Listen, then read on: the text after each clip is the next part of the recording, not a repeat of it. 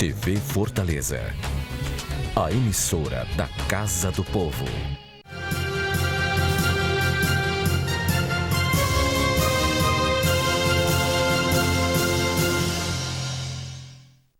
Olá, estamos apresentando o programa Educação e Trabalho, tudo em prol do desenvolvimento pessoal e profissional do cearense. Hoje temos um tema fantástico para você, o mercado profissional do século XXI. Para discutir esse tema, temos aqui a professora universitária Renata Rezende. Olá, Renata. Olá, tudo bom? Também está aqui conosco o professor coach André Naberese. Olá, André. Tudo bom, professor Tauser? Então, o tema de hoje, mais do que especial, para você que quer entrar no mercado de trabalho, quer saber como é que está o mercado de trabalho, para os profissionais, para o estudante, nós vamos debater isso hoje com você, agora, a partir de agora. Professora Renata, como se encontra o perfil dos profissionais hoje? Como é que o profissional hoje no mercado está se comportando? O profissional hoje no mercado, ele precisa se comportar com muito mais compromisso, ele precisa ser um profissional que, além da área de formação dele, ele precisa ter outras competências a mais, como relacionamento, como capacidade de antecipar as necessidades dos negócios, como olhar também crítico e um olhar afinado em relação aos clientes, às necessidades do mercado como um todo. Então, ele é um profissional que precisa se antecipar, é um profissional que precisa se qualificar a todo momento, ele precisa ter muita afinidade também com tecnologias, com novas tecnologias, com ferramentas de comunicação, e é um profissional que precisa cuidar muito da imagem dele, cuidar da maneira como ele se relaciona e estabelece o networking entre o mercado que ele trabalha, os seus clientes e toda essa cadeia que está em volta desse profissional. Professor André, algumas palavras-chave a professora Renata colocou. Educação continuada, sempre desenvolvendo a educação, network, e aí eu acredito uma palavrinha que ela disse, saber muito de pouco e um pouco de muito, não é mais ou menos isso, professora Renata? Mais ou menos isso. Como você analisa esse cenário? Professor Tauser, como a gente já discute em outras oportunidades, o profissional do século XXI, o mercado, ele exige um profissional que ele seja obstinado em resolver problemas, resolver situações. Aquele profissional que ele já entra na empresa com aquela vontade, com aquela gana de aprender, de se desenvolver, de fazer um bom relacionamento, como a professora Renata falou, com as pessoas da empresa. Mas, acima de tudo, eu percebo assim, professor Tauser, aquele profissional que é obstinado em resolver situações, resolver problemas, resolver as demandas da empresa. E aí eu gosto sempre de pontuar o seguinte, resolver essas situações, resolver esses problemas, agora, de maneira sustentável e também respeitando a visão, a missão e os valores da empresa. Porque, às vezes, professor, a gente pode ter o quê? Um profissional que com muita iniciativa, com muita boa vontade, se coloca numa posição de querer atender às necessidades, né, do seu chefe, enfim, e aí sai resolvendo os problemas de maneira, às vezes, atabalhoada, às vezes sem respeitar, sem perceber qual é a visão, qual é a missão, quais são os valores da empresa e muitas vezes passando por cima dos colegas. Então, a professora Renata falou uma coisa interessantíssima, a questão do network, a questão dos relacionamentos. Então, um profissional hoje, do século XXI, e eu acredito que sempre, mas hoje mais do que nunca, ele precisa, professor Tauser, perceber que ele faz parte de uma equipe, que ele está ali participando de um todo e que ele não pode sair atropelando, ainda que seja por uma boa causa. Então, você está dizendo que os valores pessoais devem ser superiores aos valores técnicos? Eu não tenho dúvida disso, né? A gente está vivendo uma nova fase, um novo movimento e uma nova necessidade. E talvez por isso a gente esteja sofrendo uma forte depuração no mercado de trabalho. Hoje as organizações, elas primam por colaboradores que eles tragam, que eles consigam refletir em todas as suas ações os valores, né, da companhia. Então, muito provavelmente ética, o foco no cliente, não é? Um corpo de valores que compõe o DNA dessa organização, ela precisa aparecer e ela precisa fazer parte dos valores, ter congruência com os valores das pessoas que nela fazem parte. Então, veja, competência técnica, conhecimento, a gente proporciona, não é? A gente desenvolve. Agora, a pessoa precisa trazer, não é, esse conjunto dentro do seu caráter, dentro da sua forma de agir, e isso sim dá sustentabilidade, vantagem competitiva, e as pessoas e a sociedade, ela vem trazendo, né, um questionamento, uma observação, especialmente através das redes sociais, não é? Então, tudo hoje é muito rápido, não é? Então, as pessoas, elas estão a todo instante observando a forma como você coloca, como você diz que você é e como você, efetivamente, você entrega o teu trabalho, o teu serviço, através da maneira como os teus colaboradores lidam com os teus clientes em todos os pontos de comunicação. Então, efetivamente, concordo com o André, os valores que as pessoas têm e que são congruentes com os valores da organização, eles hoje são um ponto crucial e fundamental que as organizações estão buscando perceber. Professor André, a Renata coloca que esses valores, né, são observados pela empresa. Aí eu estou dizendo, e você vai debater isso, que a sua seleção para o emprego começa na construção da sua família, na sua infância, nos seus valores pessoais? Já faz parte da seleção do seu emprego futuro? Exatamente, professor. Outro dia, um aluno me perguntava assim, professor André, fiquei sabendo que o senhor passou em concurso estudando apenas um ano. Eu disse, não, eu estudei 38 anos. Então, quer dizer, nossa vida toda, professor, ela é o somatório disso que você acabou de colocar. Então, por exemplo, os meus valores, a minha capacidade, e aí a professora Renata, ela pode concordar ou não com isso, a minha capacidade de eu me relacionar com as pessoas que pensam diferente de mim, que têm desejos diferentes dos meus na empresa, ela nasce na família. Ela nasce com a capacidade, até mesmo, por exemplo, tem um exemplo fantástico, o professor Mário Sérgio Cortella, ele cita isso, de um pai que ele sempre, na hora da sobremesa, professor Taus, olha como isso reflete lá na frente no trabalho, no mercado de trabalho na empresa. Os filhos brigavam pela sobremesa, né? Na divisão da sobremesa. E aí o pai disse assim, pois tá bom, não tem problema não, eram 2 filhos, vou fazer o seguinte, um divide, agora o que divide não pega o primeiro pedaço, pega sempre o outro pedaço.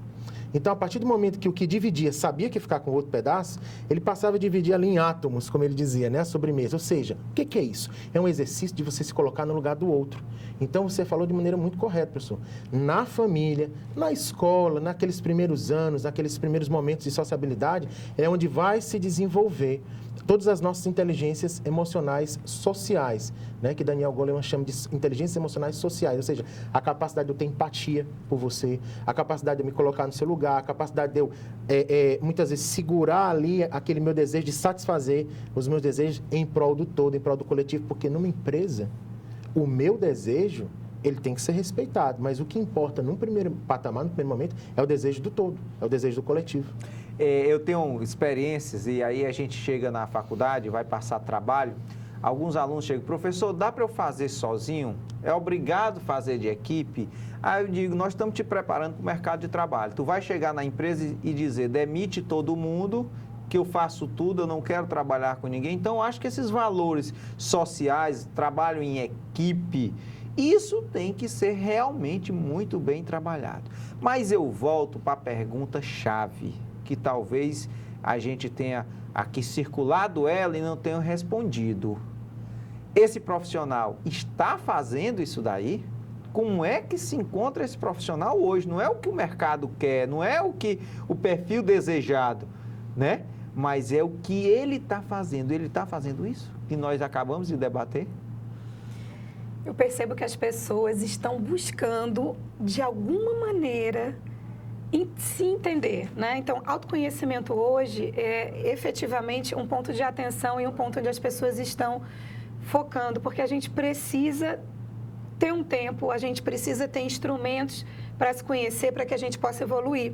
E a gente vem percebendo um aumento da procura, da necessidade das pessoas em estarem procurando leituras, cursos, formações, estarem em processos terapêuticos, não é? A gente tem se questionado, isso é muito positivo, não é? Isso é muito positivo para que a gente possa evoluir.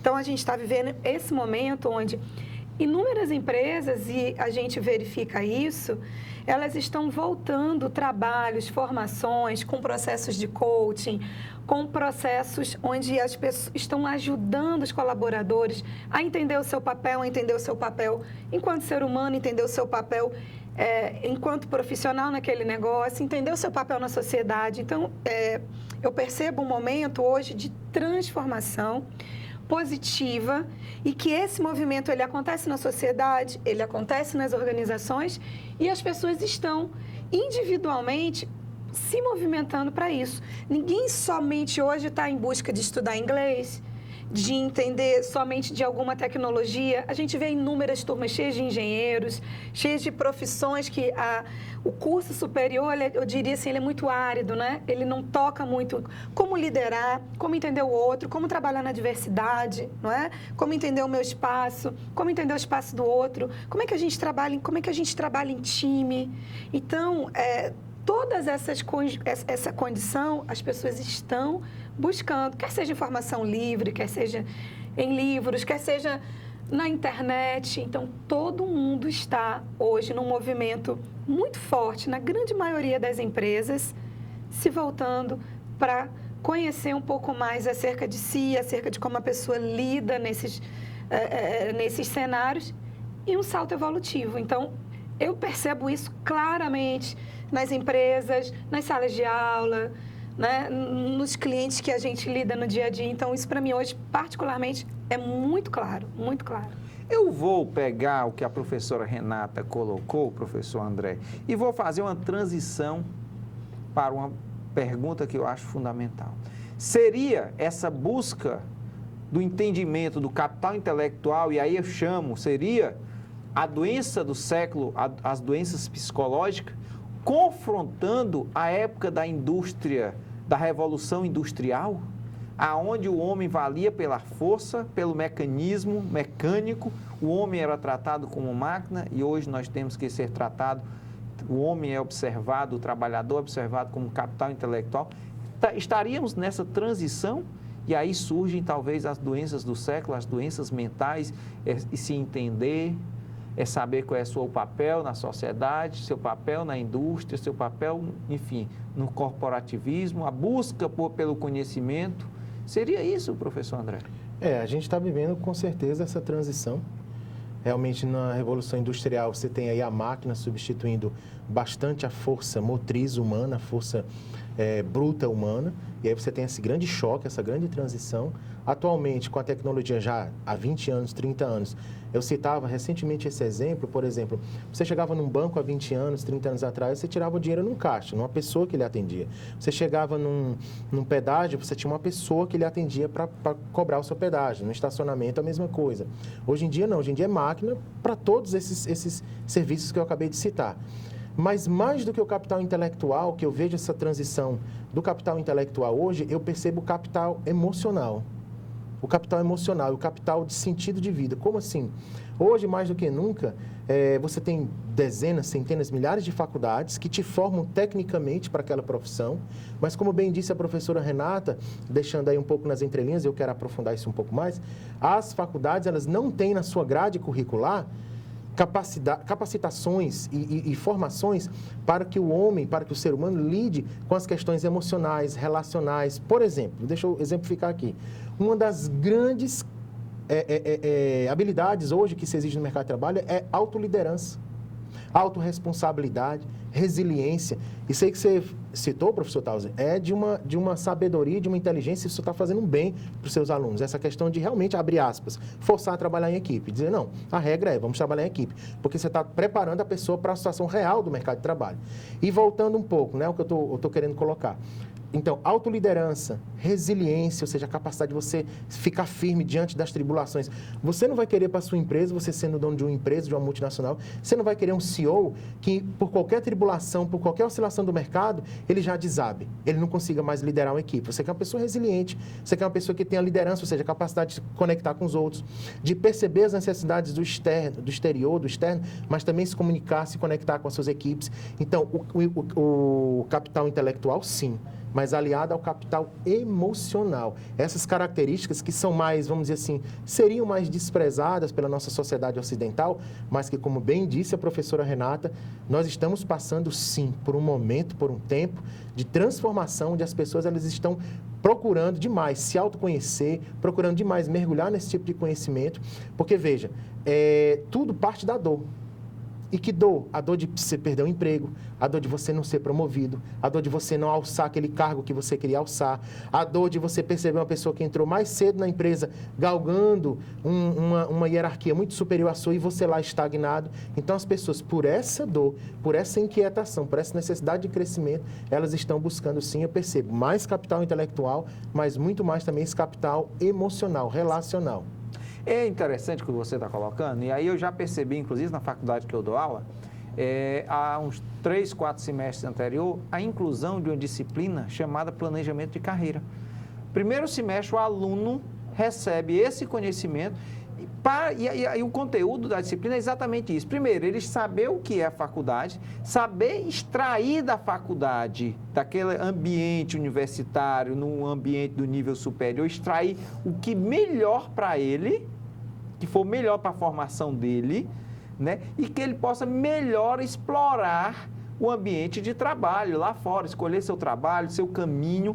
E isso não começa quando ele assina lá a colação de grau. Sim. Começa quando ele faz a matrícula na faculdade.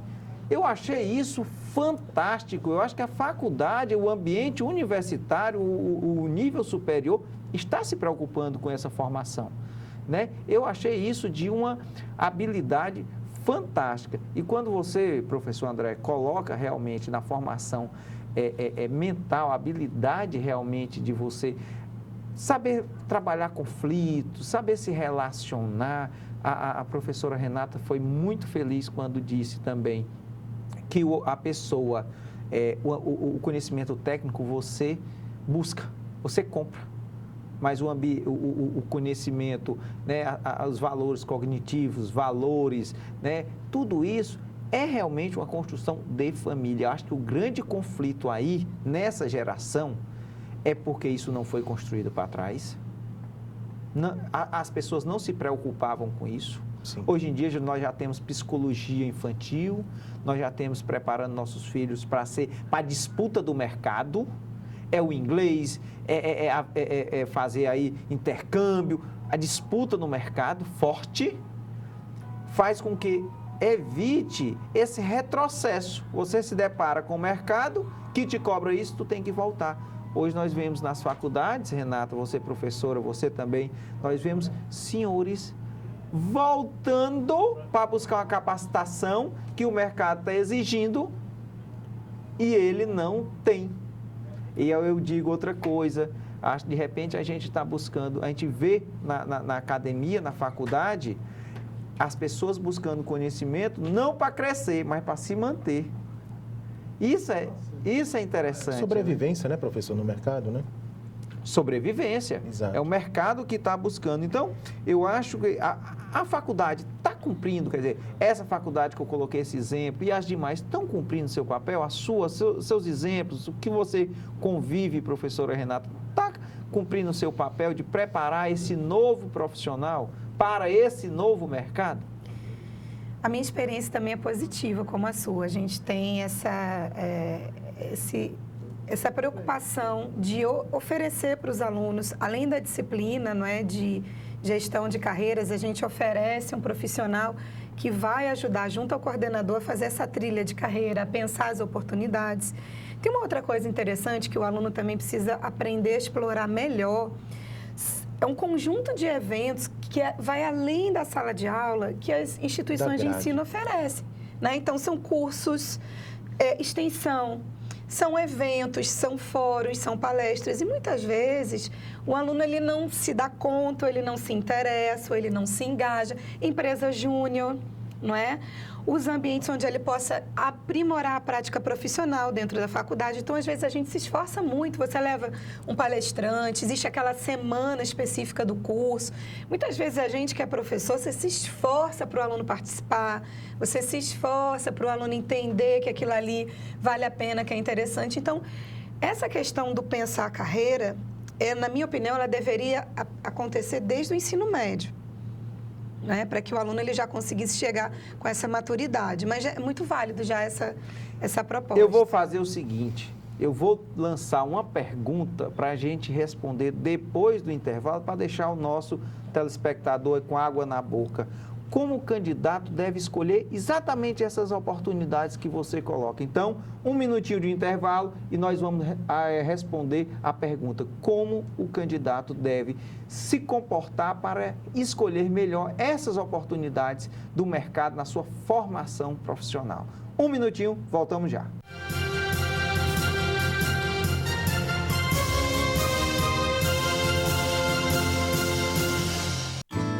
Chegou o Vale Cultura, um crédito de R$50 mensais cumulativos para o trabalhador ter acesso à cultura. Ir ao teatro, cinema, circo, shows, museus, comprar livros, DVDs, instrumentos musicais, revistas e jornais. Para isso, a sua empresa tem de aderir ao programa. A cultura tem muitas formas de arte e lazer, e você merece ter acesso a tudo isso. Saiba mais em cultura.gov.br/Vale Cultura. Ministério da Cultura, Governo Federal.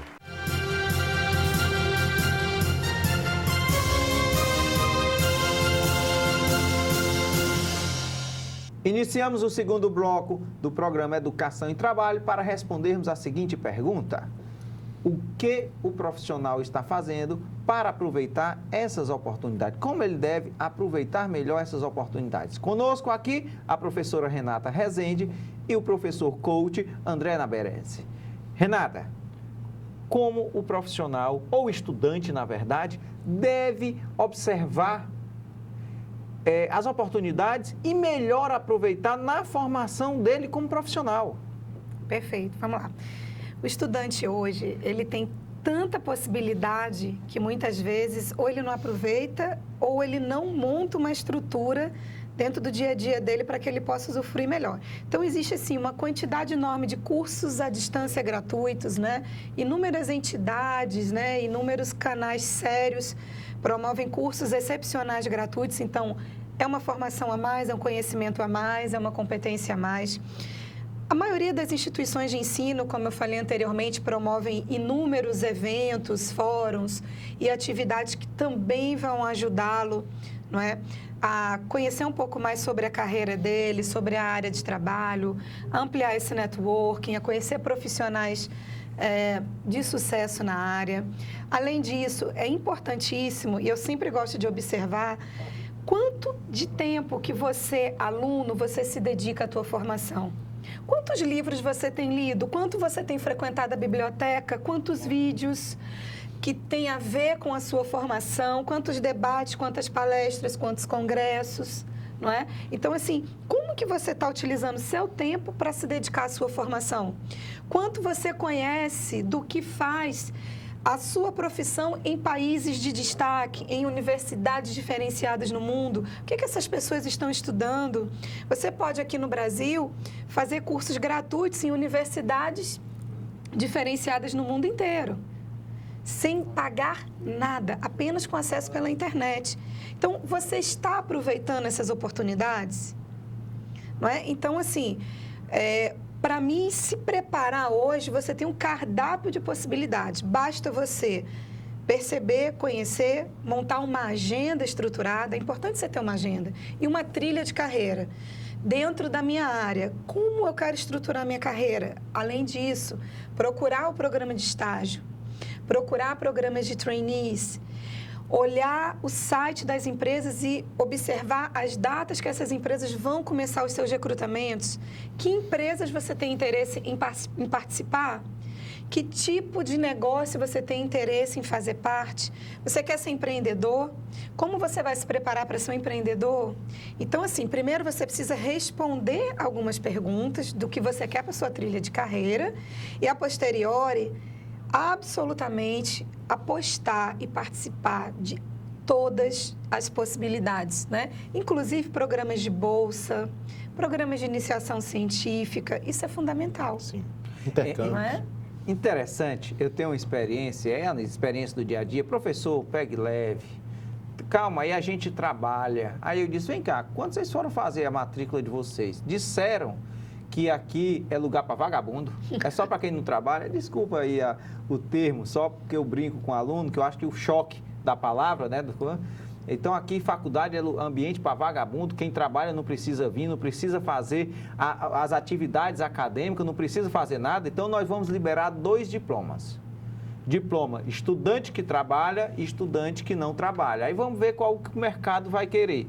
Aquele que não ia para a faculdade porque trabalhava e aquele que ia porque tinha tempo. Então, aí, como é que fica esse conflito entre ter que trabalhar e ter que estudar? Professor André. Professor Taus, a gente só consegue falar daquilo que a gente estuda, do que é próprio nosso, do nosso universo, daquilo que a gente passou. Eu, como o senhor bem sabe, fiz os meus concursos já trabalhando, já pai de família, né? Sendo pai de família, tendo as minhas obrigações do lar, né? E trabalhando 8 horas por dia. E enfrentei a carreira de concurso. Então, eu costumo dizer que, na verdade, isso ajuda a pessoa a se preparar mais. Fazendo um pouquinho só a recapitulação do que a professora Renata falou, realmente, eu acho que durante o ensino médio, o aluno já deve procurar, por exemplo, eu trabalho com coach de carreiras, então eu pego adolescentes, né, pais que vêm até mim com essa demanda, eu pego adolescentes que eles não sabem do que eles vão fazer, por exemplo, para o Enem.